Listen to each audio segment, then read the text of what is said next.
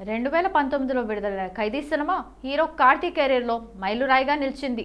ఒక్క రాత్రి నేపథ్యంలో ఎలాంటి పాటలు లేకుండా, హీరోయిన్ లేకుండా కోలీవుడ్ టాలెంటెడ్ డైరెక్టర్ లోకేష్ కనకరాజ్ తెరకెక్కించిన ఈ సినిమా బాక్సాఫీస్ వద్ద అద్భుత విజయాన్ని సాధించింది.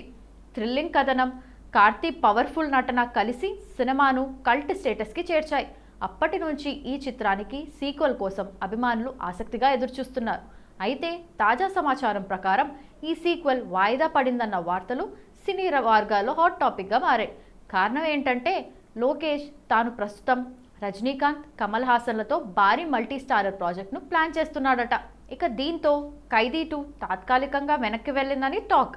ఇక మరో కారణం కూడా వినిపిస్తోంది. ఏంటంటే ఖైదీ 2కి ఉన్న హైప్ను పూర్తిగా క్యాష్ చేసుకోవాలని లోకేష్ భావించినట్టు సమాచారం. కూలీ సినిమాకు ఆయన 50 కోట్ల రూపాయల పారితోషికం తీసుకున్నట్లు తానే చెప్పాడు. మరి అంతకు మించిన క్రేజ్ ఉన్న ఖైదీ 2 కోసం 75 కోట్ల డిమాండ్ పెట్టాడట. హీరోల కంటే ఎక్కువ రెమ్యునరేషన్ అడగడంతో చర్చలు నడుస్తున్నట్లు టాక్.